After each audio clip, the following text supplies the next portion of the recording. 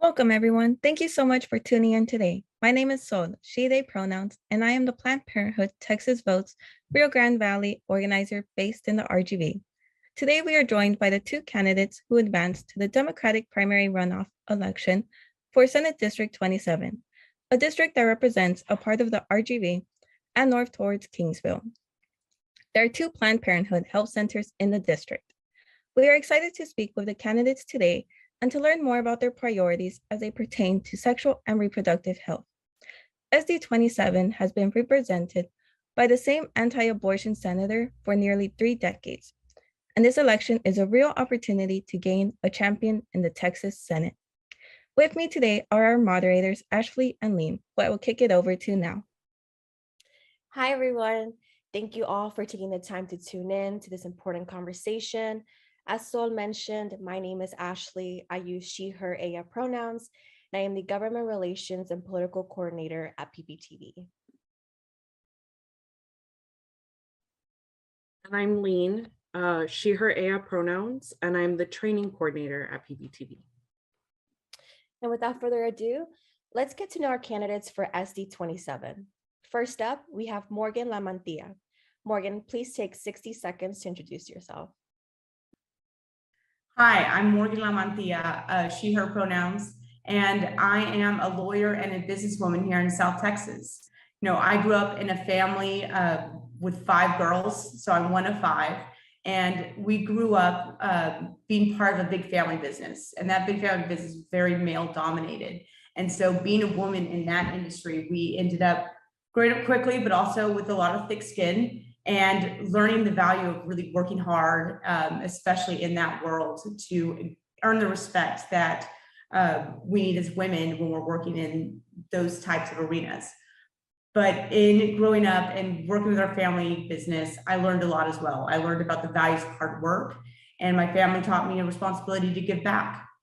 My family's given back through education over 20 years with scholarship programs, and I'm running because I want to continue that legacy, continue our public education, but also help with our healthcare and make sure that everyone in this district is provided for and has accessible, affordable, and quality care. When I talk about healthcare, it's not figurative. I have hands-on experience working with our health insurance plan with our employees and making sure everyone and their families have everything they need to make sure that they're healthy and happy and continue living their lives with affordable and accessible healthcare. So I'm really happy to be here today to talk to y'all and answer some of your questions. Great, thank you so much for your introduction. Let's just go ahead and dive right in. So as you know, right now it is impossible for most Texans to access abortion in state, and it is especially difficult to access abortion in the Rio Grande Valley. The only provider in the area is in McAllen, and right now, because of SB 8 and anti-abortion extremists at the Texas legislature, abortion is banned in Texas after 6 weeks gestation. With so many restrictions put in place, many people in the RGV are not able to get the care they need. Why is it important to you to be a champion for sexual and reproductive health care for SD 27? And what would you do to fight for abortion access in the Texas Senate? So I feel very strongly that healthcare needs to be accessible and affordable. And right now, down in the Rio Grande Valley, we have one of the highest uninsured rates. And so getting healthcare for anyone is really difficult. And so any law or legislation that minimizes the healthcare that's available and available to women is, I think, extremely wrong. It's something we need to fight against. We need to make sure that there's a freedom of choice, that women are allowed to pick their providers, that women are allowed to go to the provider they trust and have those honest and factual and evidence-based communications with their doctors. We need to take politics out of the doctor's office, out of the exam room, and allow people to have those honest conversations with them. This issue in abortion is becoming so polarized and so taboo, and it's way too political. It is a medical decision that happens between a woman and her physician and what's going on with her body. A woman should be allowed to make decisions for her future. And we need to make sure that they have access to as much care as possible. And, women at the reproductive age are one of the highest uninsured rates. And in Texas, that rate is at 24%. Nationwide, it's 12%. So in Texas, we're double that. And so eliminating providers of care that they have access to is wrong and not the way to go. We need to start taking care of those in our communities, start taking care of people here, and making sure that women know that we respect them, we respect their autonomy, and we understand that they have the right to make their own decisions and the ability, and that we trust them to make their own decisions. Because being one of 5 girls, we learned quickly that we needed to step up for our rights, make our decisions, and stand by our choices. So much for that answer. I did want to ask specifically about the endorsement you received from Senator Lucio, who is the current sitting senator and is very anti-abortion and has anti-LGBTQ stances as well. How would you respond to SD 27 constituents who disagree with Senator Lucio's stances on abortion and LGBTQ rights about why you have accepted his endorsement? So I do not agree with Senator Lucio's position on LGBTQ plus rights or on SB 8. And I made that very clear with him when we met with him, and many times that I've sat down and met with him. And there are other things that he and I agree with in regards to the business, job creation, infrastructure, and those areas of what ST 27 and public education, what ST 27 needs most of. But when it comes to SB 8, when it comes to women's rights, and when it comes to LGBTQ+, we don't see eye to eye. But I was still able to receive that endorsement because we were able to come to terms on other areas where we agree. And I think that's really important because in the Senate, and in the House, in the legislature, we're going to be working with people of all different types of views, and we need to be able to work with them when it comes to certain aspects. However, we draw lines where it's necessary. When it comes to SB 8 and when it comes to LGBTQ+ issues, that is a line I draw in the sand. That is a line that we can't cross because we have to fight for those rights. And even though we disagree on those, he's still able to endorse me. And I'm not the only one that disagrees with him on those issues. Representative Eddie Lucio III, his son, also disagreed with him on SB 8. So that's something that he's willing to overlook and understand that there are differences of opinions there. So regardless of my endorsement of Senator Lucio, I want to make sure that everyone understands that I do not agree with SB 8, and I very much want to help protect and fight any law that reduces the dignity of any person in this state, in this country. That's something we need to fight for. And I had the privilege of being able to meet with some of the leaders of our transgender communities here at SD 27. And that was a wonderful conversation. We were able to sit down and talk about the issues out there, the issues that are affecting their community, the fear that is currently out there, and what we can do at the state level to start turning that tide and getting back to where we were a couple of years ago, where we were moving towards acceptance and moving towards the rights and benefits and the dignity of everyone in this district and all their rights. Yeah, thank you so much, Morgan. It's so important to have these conversations. So thank you for answering that. Shifting gears a bit, the Supreme Court is poised to overturn Roe versus Wade this year when it rules on the 15-week abortion ban out of Mississippi. 26 states, including Texas, could quickly move to ban abortion if that happens. We've already gotten a glimpse of what a world without legal abortion looks like. Just this month, a woman from Stark County was arrested and charged with a felony and held on a $500,000 bond because of the outcome of her pregnancy. While the charges were dropped, we know that this case is just the beginning. What do you think the state should do in response to the possibility of Roe versus Wade being overturned and more people being criminalized for the pregnancy outcome and for making the best decision for themselves and their family? So right now, Texas has a trigger law in place. So if Roe v. Wade is overturned, we're going to have one of the most stringent we already have one of the most stringent rules and laws in place against abortions. And so it's going to be even more difficult, including making abortifacient drugs illegal after 7 weeks of gestation, neither of which are good for women's health care or are really plausible solutions, because talking about even knowing that you're pregnant at 6 or 7 weeks is very, very difficult, and it's only a minority of people out there. So what the state should do, that's something that's going to be a very long and hard fight, because currently what the state already has done is make it illegal as soon as Roe v. Wade is overturned.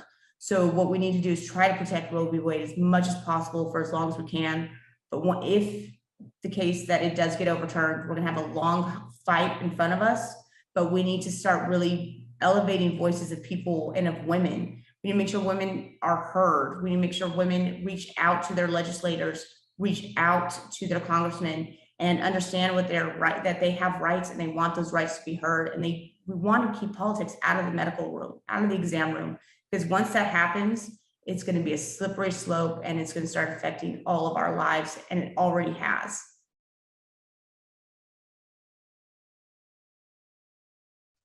Thanks, Morgan. So, Texas state officials like Dan Patrick and Greg Abbott have been directing attacks against Planned Parenthood patients and health centers for years. Almost exactly a year ago, a state court allowed them to ban Planned Parenthood from treating Medicaid patients, forcing many people to try to find a new provider in the midst of a pandemic. There are 8,000 patients who can no longer access services from the provider they know and trust. Would you work to restore Planned Parenthood as a Medicaid provider? And what would you do in the Senate to stand up to Dan Patrick when he attacks Planned Parenthood in the future? So Planned Parenthood has been a wonderful resource for women all throughout the state. There are 40 different locations throughout the state and servicing so many women since y'all been established here. And you've been working with the state legislature for over 40 years until these rules got put in place. And since 2011, the state legislature has been trying to minimize and reduce the access to care for women, for family planning, and for abortion rights. And that's something that has continued to deteriorate. And with this new case law that Paxton and Abbott have brought against Planned Parenthood, it's something we need to fight and something that we need to try to protect. In December, a number of, I believe over 70 state legislatures sent a letter to Biden asking him to reverse Trump's rule about this issue and to fight it. And so that's something we can all do, is make sure that the federal government knows where we stand, that this isn't all of Texas. This is a portion of Texas that has the current majority of the state legislature, but there are so many other voices out here, and we need other protections. We need the federal government to come in and step in and help protect women's rights down here because so many people need them. And because it's so taboo and because it's so politicized right now, it is a conversation that a lot of women and families are scared to have.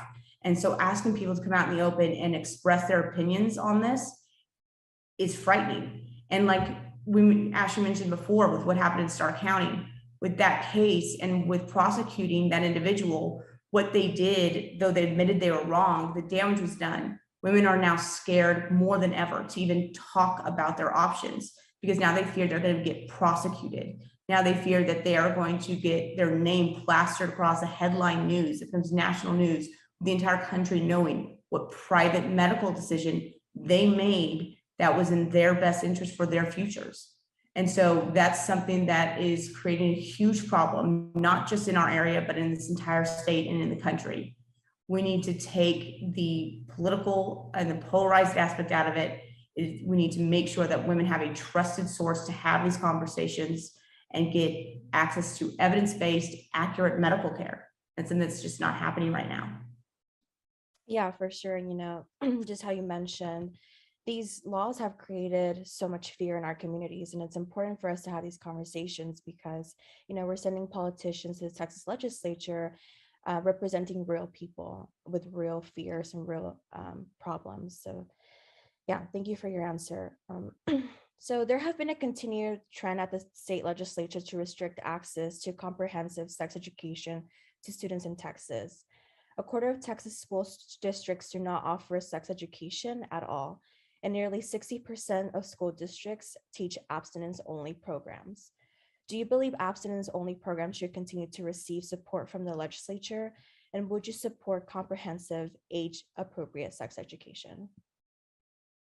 Yes, age-appropriate and evidence-based sex education, I think, is incredibly important.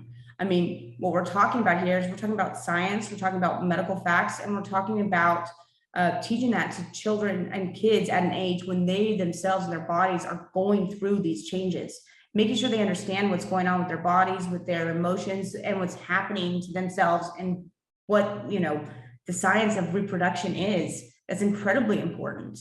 And the fact that we're not teaching it because we're scared to teach it or we don't want to offend somebody is not the way to go about this. I mean, we're talking about evidence-based, we're talking about science, we're talking about medical backed up information, and that should be readily available.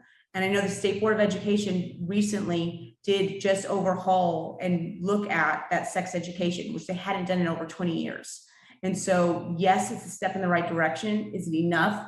Probably not, but at least we're taking a step, and it took 20 years to get there, but hopefully we can make more improvements there in a shorter period of time. But with that change, we do have more lessons, not just abstinence only, but it brings in prevention, it brings in STIs, but it's not enough. It doesn't cover consent. It doesn't talk about other issues in relation to sexual education that we really need to talk about and we need to have readily available. Not only do we need to talk about contraception, but and prevention, STIs, how people can get them, and what else is going on with the bodies. As long as it's age appropriate and it's evidence-based, that should be taught in our schools. And right now, with that SB, with the new lesson plan that the State Board of Education put out there, they changed it from a parent opt-out plan to a parent opt-in plan. And that gives it an even larger barrier to getting that education, because sometimes parents, are busy, they work, they've got a lot of things going on. They don't have the time to sit there and fill out a form. And that's something that creates that barrier. And so it should be available to everyone. And then that opt-out option would be available for those parents that want it. But making it an opt-in option just makes it so much harder to make sure that education is out there and reaching those kids, because in public education, you need to think about everyone that's in that public school. And not everyone comes from strong families and families that are attentive and always there for that child. And we're also talking about kids that maybe don't have a legal guardian or parent. And in those cases, it makes it very difficult to get those opt-in permission forms. And some of those kids are some of the ones that need that education the most. So there are changes we need to make. It's like 2 steps forward, 1 step back. But again, we are moving the right direction. We just need to move a little bit faster. Yeah, thank you so much for mentioning that new opt-in requirement. That's important for everyone to know as well. So we're down to our last question, Morgan. Please feel free to add any closing details to this, to your answer. So we face an imminent threat in Mississippi that almost certainly has nationwide implications of abortion access. Planned Parenthood organizations are all too familiar what these threats mean, from experiencing countless bills and laws that restrict abortion access to fighting against efforts to defund family planning programs like Planned Parenthood. We live and breathe the threat to healthcare access every day.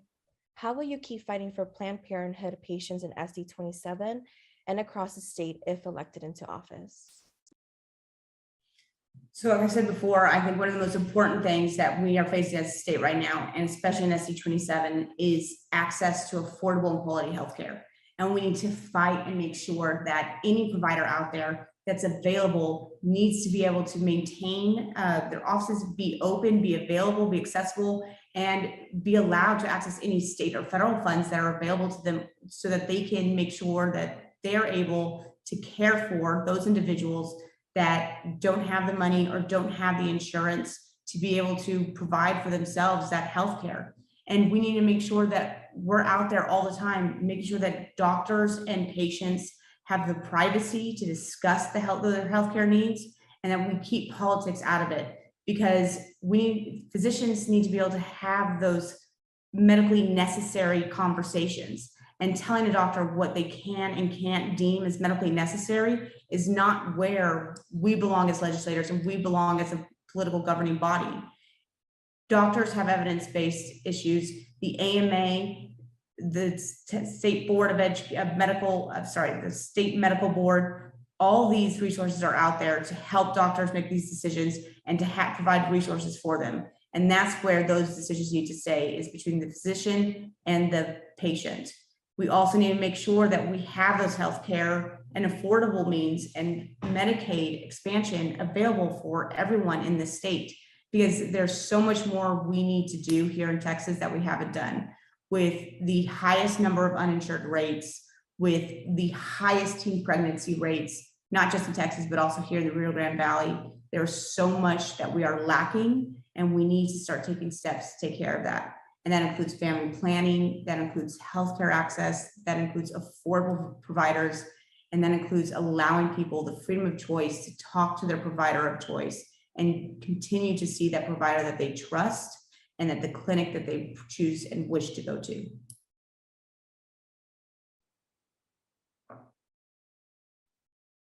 Thank you, Morgan Lamantia. We really appreciate being able to hear from you today.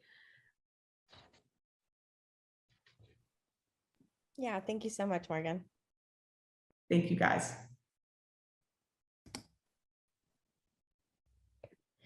We're now joined by the second candidate in SD 27, Sarah Stapleton Barrera. Sarah, we are excited to have you on and have this conversation with you about sexual and reproductive health in SD 27 and beyond. For the audience, we're going to ask Sarah a similar set of questions that we just asked Morgan in our previous segment. Sarah, will you please kick us off by taking 60 seconds to introduce yourself to our audience? Sure. So my name is Sarah Stapleton Barrera, and I am an attorney. I've mostly represented indigents, people that don't have money and need legal representation. I'm a mom. I've got 3 little kids, and I pride myself a champion for reproductive rights and have been for many, many years. And, you know, we all know that when we address these issues of repro rights, we have to be big and we have to be bold and we have to be fearless. And I'm proud to have been led by a wonderful group of women who have taught me how to practice what you preach.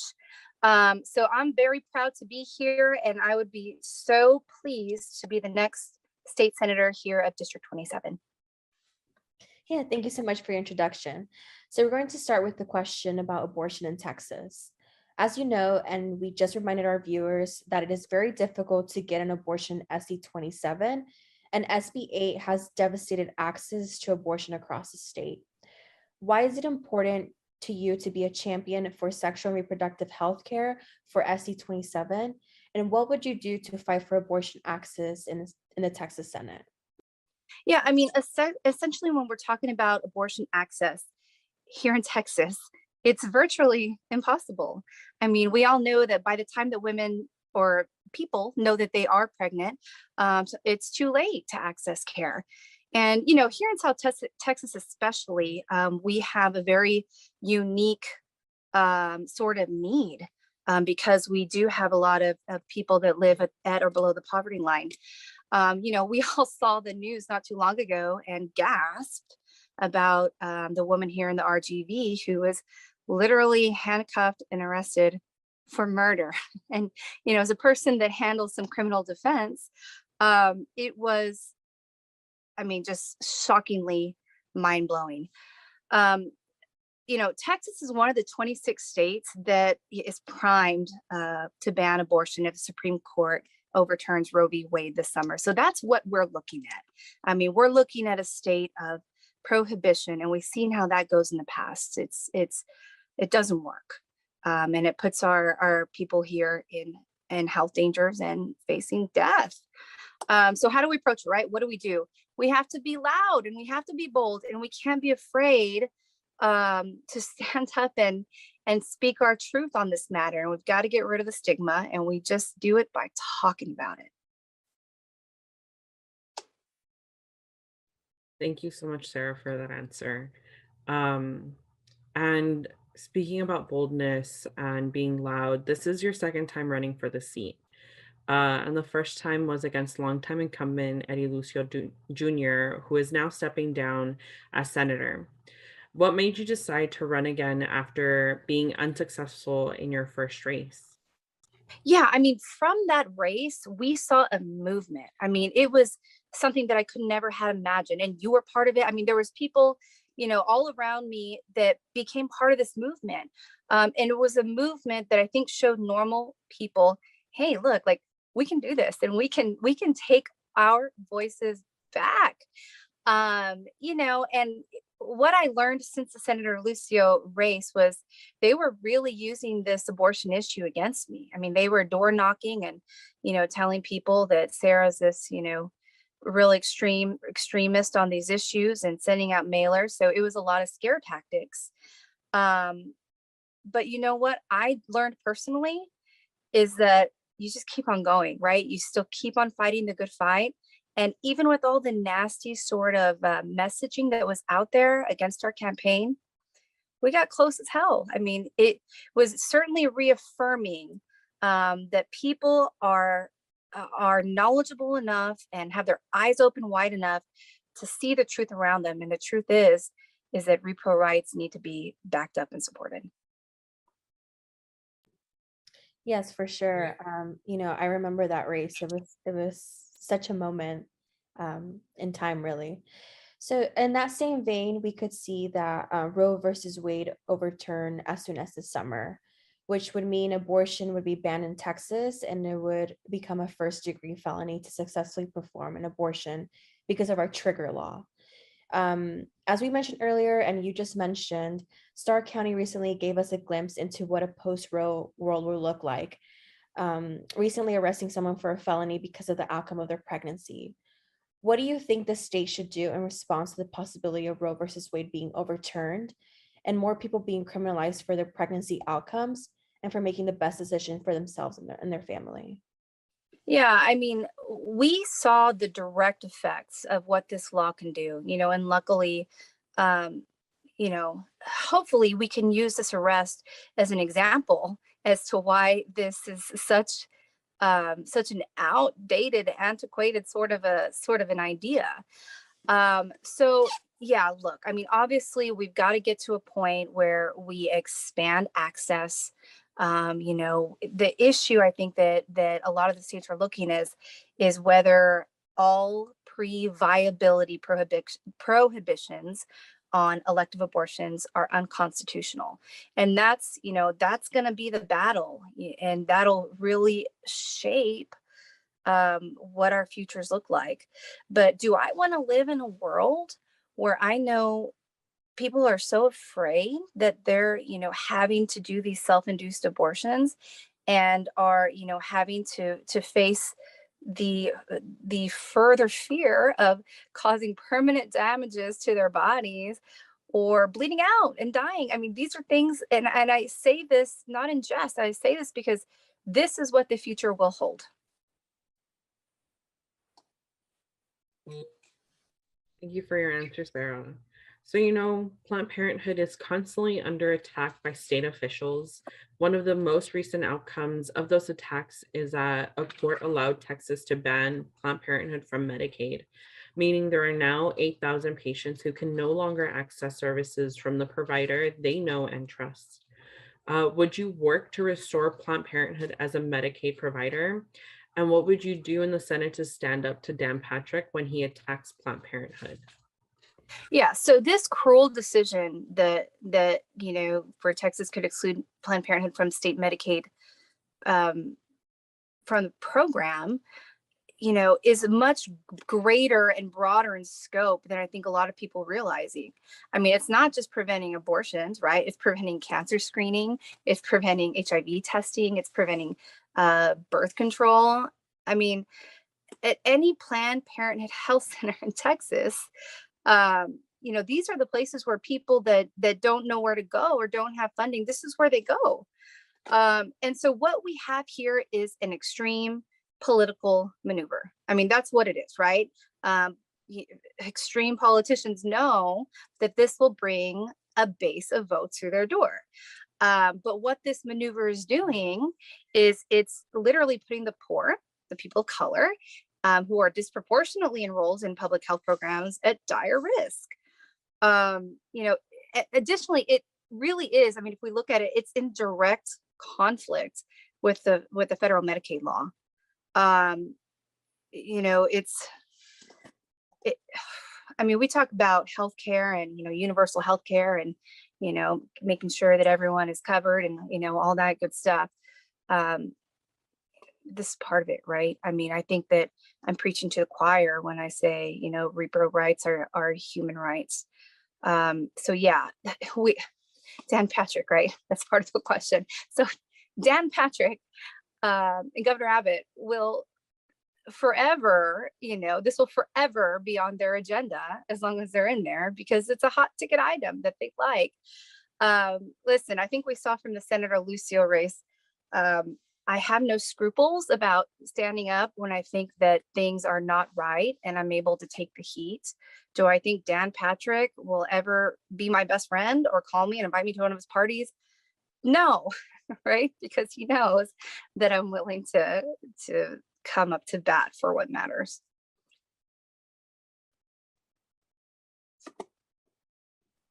Yeah, thank you so much for your answer, Sarah. So shifting gears a bit now, there have been a continued trend at the state legislature to restrict access to comprehensive sex education to students in Texas. A quarter of Texas school districts do not offer sex education at all, and nearly 60% of school districts teach abstinence-only programs. Do you believe abstinence-only programs should continue to receive support from the legislature? And would you support comprehensive, age-appropriate sex education? Look, in the words of Cheryl James and Sandra Denton, also known as Salt and Pepper, let's talk about sex, baby, right? And what they say in there, it's real, is, they say, let's talk about all the good things and all the bad things that may be. To the people at home or in the crowd, it keeps coming up anyhow. Don't be coy, avoid or make void the topic, because that ain't going to stop it. I mean, and they're right. And these ladies were way before their time when the song came out in the 90s. But look, I've got 3 little kids, right? And so do I want my children to learn about sex education from their classmates on the playground or from someone in the classroom who has been trained to teach them the truth and the science, and not these weird myths that we all learn in high school and middle school that we bank our buck on, and then, kids end up in trouble. No, I think that we need to, have well qualified and highly trained teachers and school staff use strategies that are relevant and engaging for all students. We need to address the health needs of all students, including those of the needs of lesbian, gay, bisexual, transgender, and questioning youth. We need to contact students, connect them to sexual health and other health services, engage parents, engage families, so everybody knows and nobody's scared. I mean, if we can just all work together, then this whole fear factor of, oh my gosh, my kid's gonna learn about this. Look, let's work together, let's talk it through, and we'll take the fear out of it, and we're gonna be okay. Look, kids are resilient, and kids, they don't make things weird. The grown-ups make things weird. The kids are able to hear it. So let's just figure out how to talk to them. Yeah, for sure. I really appreciate that answer. I remember, the sex education that I got, I attended school here in Texas, and I honestly didn't learn about proper sex education until I graduated and went off to college and actually went to Planned Parenthood. So it's really important. So last question for you, Sarah, is we face an imminent threat that abortion will be permanently banned in Texas. We have lived under similar threats for years, from experiencing countless bills and laws that restrict abortion access to fighting against efforts to defund family planning programs like Planned Parenthood. We live and breathe the threat to healthcare access every day. So how will you keep fighting for Planned Parenthood patients in SB 27 and across the state if elected into office?